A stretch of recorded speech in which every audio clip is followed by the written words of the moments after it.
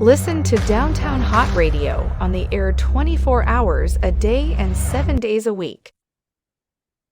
You're now tuned into the Real Rap Radio Show. I'm your host, Walil Archer. I have a special guest with me. I have Terri Spitzer. How are you today? I'm doing great. Thank you. Awesome. So glad to have you today. It's nice that you have asked me. Let's talk about your book today. Okay. It's a book about my life. I was the third of four children. My brother wanted me to turn out to be a boy.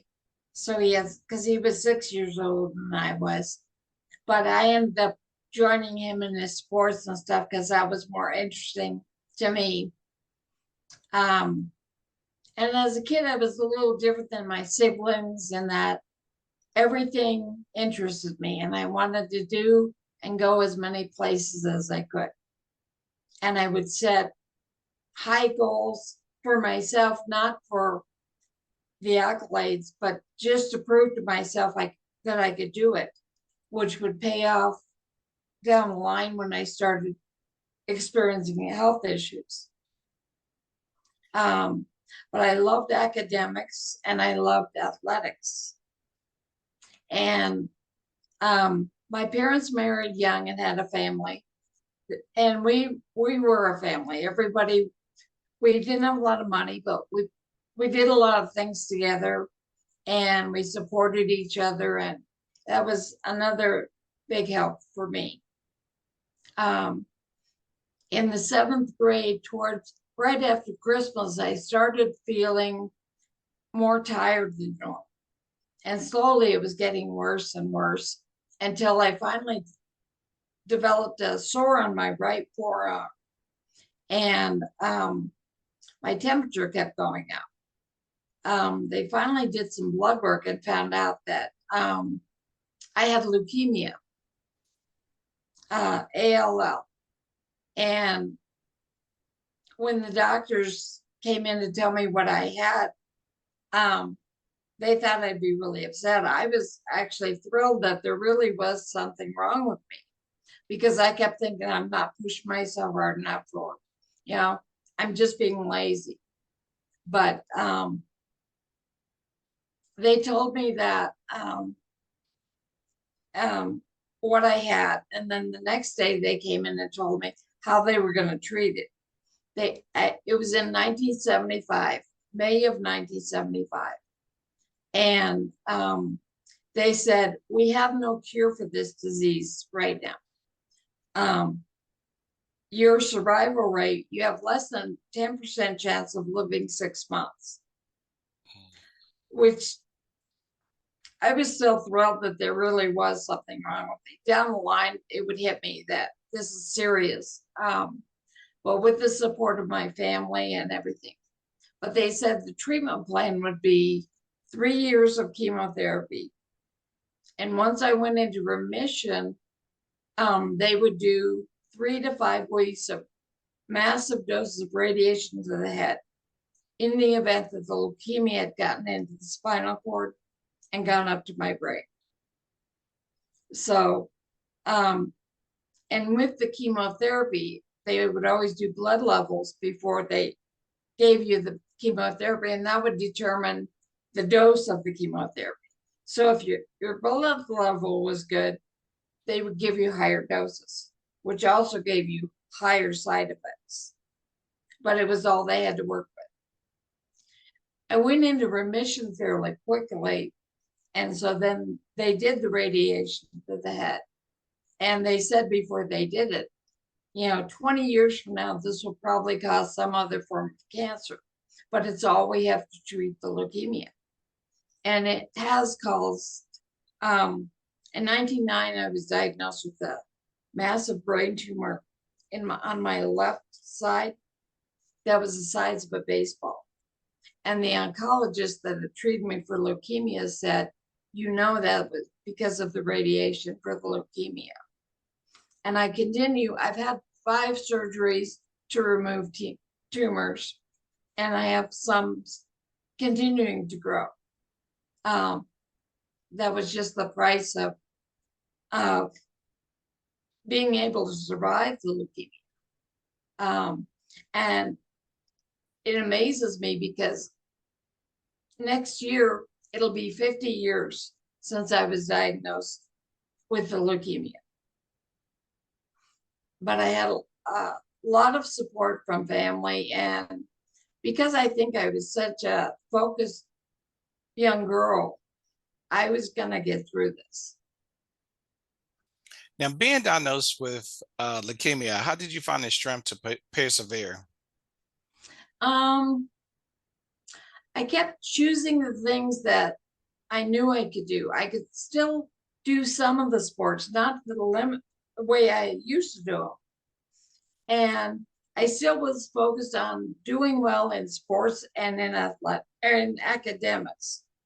And with all the chemotherapy and stuff, it kind of muddles up your mind. So I would learn to, learning was easy growing up. Now it was a whole different thing. I would study all night long, and then the next day get to the test, I couldn't remember anything. So I started figuring out different ways for it to retain the information, which was a lot more work, but the ability to do it was worth it.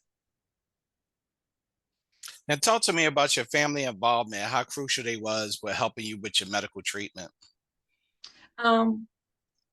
They would always take me down there for whether it be the radiation or that just regular tests. They did bone marrows and spinal taps once a month until you went into remission. Then it was once every 3 months. And they would go there. My brother was always very supportive. My two sisters, my younger sister was 1.5 years, and we shared a bedroom. And so she was right there. She knew everything that was going on and was very supportive. Talk to me. Okay, go ahead. I'm sorry. I think because my family, they married so, and we bonded together as far as for each of us, we'd have our trying moments of something and we'd all come to support each other. That's awesome. Great support there. Yeah. Great support. Talk to me about any medical setbacks, recovery, and ongoing challenges. Ironically, I was done with the chemotherapy at 16, but it wasn't until I was 25 years old that I finally realized that it's completely out of my system, because at that point I could do in excess the sports that I wanted to. The cognitive issues continue, but I graduated from high school with my classmates. I went to college and majored in working in healthcare. And, went into working in a rehab place, which taught me a great deal. In 1999, I kept having headaches, and I went to my primary care doctor, and she said, "You're not leaving until I convince your insurance company you need an MRI." And they did the MRI. They found a tumor the size of a baseball in the back of my head. And my oncologist said, what caused that was the radiation, but it's all we had to do at the time.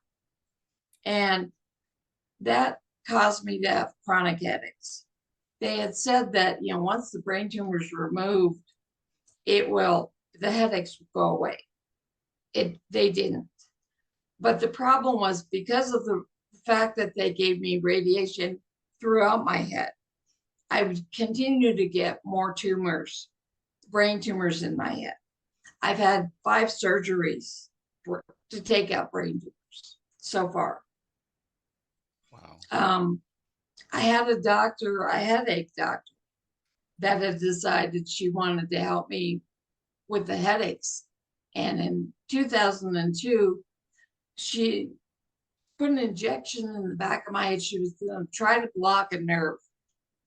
And the last thing I remembered was her asking me if I was having a hard time swallowing. I said, no, I just can't breathe. And I went to cardiac and respiratory arrest. Woke up after being in ICU for 5 days, and it was like I'd had a severe stroke. Fine motor, gross motor, balance, perception, everything was gone. And I honestly didn't know if I'd get any of that back. And that would be my question. Just being able to balance was a big problem. And the messages that were getting sent to the brain weren't working right away. But fortunately, I've gotten back most of it. So I still have the chronic headaches, but I tend to work my attention towards doing things for other people. I loved working in healthcare, watching people succeed at things they didn't think they'd ever achieve. Helping them be the best that they could be, whether it be young kids or older. When I worked at Spalding Rehab Hospital, I worked with older individuals that had strokes or head injuries. When I worked at Colorado Easter Seals, I worked with kids with disabilities and just different developmental disabilities and cognitive setbacks. But my work was who I was. And so when I had that cardiac arrest, it really took the main part of who I was, being able to assist other people. But I'm back to being able to do some of that. So. Okay. And how has medical treatment advanced, including chemotherapy, hospital stays, and recovery? Ironically, when I was working at Highlands Ranch, I had a young boy, and she brought him in and she said, we want to teach him how to swim. And then she said, well, he's also going through leukemia treatments and he's wearing this baseball cap. And she said to me, he lost his hair from the chemotherapy, but it's grown back and we can't figure out why he's wearing the hat. Well, I brought her into the office and I said, I don't tell many people this, but I was diagnosed with leukemia in 1975. At that time, there was no cure. I said, your son is going to be fine. They have a regimen, a definite cure for that. They've improved so much on what they can do. They no longer do the radiation to the head. They only, I think, put kids on chemotherapy for a year or less, and they're better able to manage the side effects to help lessen them. And it was fun to work with him because I understood exactly what he was going through. And the last 10 or 15 minutes of our treatment, we'd go sit in the hot tub and we talk about whatever treatment he was going through that week or whatever tests he had or whatever. And we talk about ways to deal with it, things that would help. And when I saw his mom again, I said, you don't have anything to worry about with him not taking that hat off. I said, the only thing he has control of in his life is whether he wears that cap or not. He said he goes to the hospital and they do whatever they have to do as far as tests and blood work and all that. He said the only thing he has total control of is wearing that cap. When he's ready to take it off, I'll probably never wear it again, but give him that control. And he was just the neatest little kid. And she understood. It made more sense to her now why he was doing that. It was nice because his second doctor was my first doctor. So his backup doctor was the doctor that treated me. And she was great lady. Nice. Yeah. Okay. And talk to me, how did you find joy in the small things from family time to vacations through the hardship? Um, I think because as a family, we just like doing things together, whether it was in the backyard playing wiffle ball or croquet or whatever. Usually our summer vacations when we were little would be to go to Glenwood Springs, and we'd go up there and go swimming. Some of us would play golf, we'd play tennis. It was just a joy, just kind of to being together. And I think that was the primary thing that helped me get through a lot of stuff. And talk to me about how faith and hope played a crucial role in overcoming your illness. I was raised Catholic, and I kind of clung to that in the beginning, as far as going to church and believing that whatever was supposed to happen was going to happen, and that I would do the best I could. And again, family and friends being very supportive. That if I was supposed to make this, and because I worked in healthcare, you could offer somebody else something, and that you kind of pay it forward that you were blessed to be able to conquer this. And so you help other people, and it's worth a lot more than the satisfaction of seeing someone achieve something is worth more than any kind of money you can get. And what inspired you to write the book? My oncologist that treated me for leukemia actually kept saying, you need to write a book. And this was after the 9/11 thing. And, with each of my parents, I grew up with great grandparents, grandparents. I learned a lot from their lives and was always so interested in what their lives were like. And then I would go on trips with my mom or my dad together or separately. And they were just different people when they were by themselves. And we really enjoyed being together. And it was nice to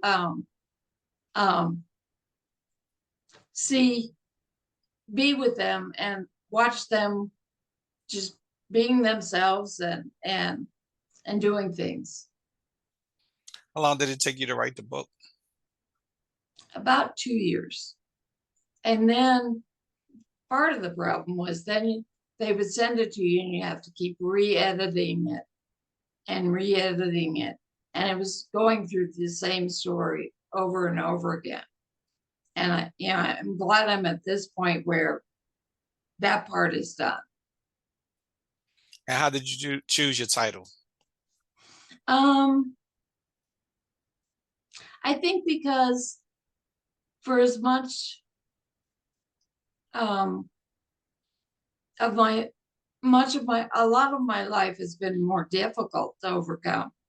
There's always been the good parts too. And I try to look at, there were more good parts than I wouldn't be here without the support of the family and everything.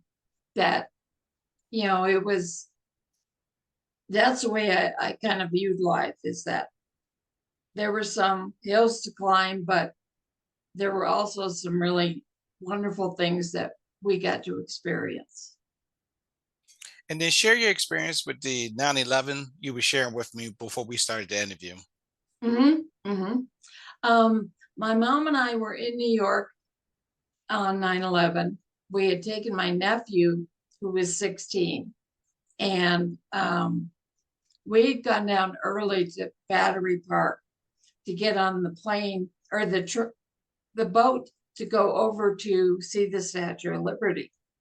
While we were in line, we heard a big crash, and we had no idea what it was because the trees there are so tall, until a little bit later, and then all this black smoke was coming out of over the trees. They finally let us on the boat. We got on the second level. we were able to see the gaping hole in the first tower. And my mom said, I wonder what happened. And somebody said a plane hit. And as soon as she said that, the second plane flew right over her head and directly into the South Tower. Wow. And everybody was just awestruck. Nobody, for about 10 minutes, it was like, oh my God, look at what just happened. And about 10 minutes later, the guy that owned the boat, he said, everybody off the boat.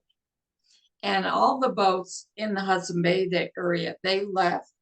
They went to Staten Island because they had no idea what was going on either. And we actually started walking closer to the towers to see if we could help someone. And then within a little while, you could start to hear the metal in the towers starting to creak. Oh. And that was when they were starting to come down. We were lucky that they didn't come over because they would have gotten us, but they imploded instead. And as they imploded, my biggest fear, because after the planes hit it, there was all this glass and paper flying around. I was afraid all that dust would be filled with glass. But we ran back towards Battery Park and behind the building. Fortunately, it was a restaurant. She had opened it up and said, we were in the kitchen. She said, wash that stuff off your face so that you don't have it. And we were there for quite a while because eventually the second tower came down. And then we came out and they said, you guys need to leave this. You don't want to be breathing this. And all the boats came down. They took us over to Liberty State Park in New Jersey. And we were there for a good part of the day. And eventually they had us go to Bayonne, where there was a closed military base that they opened for everybody to stay. And the people in New York, my mom and I had been there several times, but they are so friendly and so helpful. And, we got over there and they were bringing all kinds of food, clothes to wear, and they even said, if anybody needs prescriptions, just let us know what you need and we'll go get them. So, they bent over backwards for everybody that was there. Wow, that was an exciting moment for you. Yes, very, very, Yes. very. So as readers read your book, what do you want them to take away from reading your book? Not to give up, to keep trying, to find your support systems, find what helps you cope the best, and try to move towards that. Use the support system, because there are good days and there are bad days. And there's some days you don't want to get up. You've had enough, but you've got to focus on moving forward and looking ahead at what's possible. And as we close out, where can they purchase your book at? You can get it at Amazon. Barnes and Noble has it. You can also go on the internet and just put in my name and it will come up where the book is. Okay. Any final thoughts or closing remarks? I thank you very much for having me on. And I really hope that the reason I wrote this book was not to make money or to make a reputation. It was to help somebody go through what I went through and be able to know that, I've been told several times that I wasn't going to live very long, but I'm still here. So stay positive and find the people and things that inspire you to keep going. Well said, well said. Well, Terri, I'd like to thank you for doing the interview today. Thank you. My pleasure. So that's my time today on the Real Rap Radio Show. And I'll see you guys next time on the Real Rap Radio Show with Walil Archer on Downtown Hott Radio. Thanks, guys.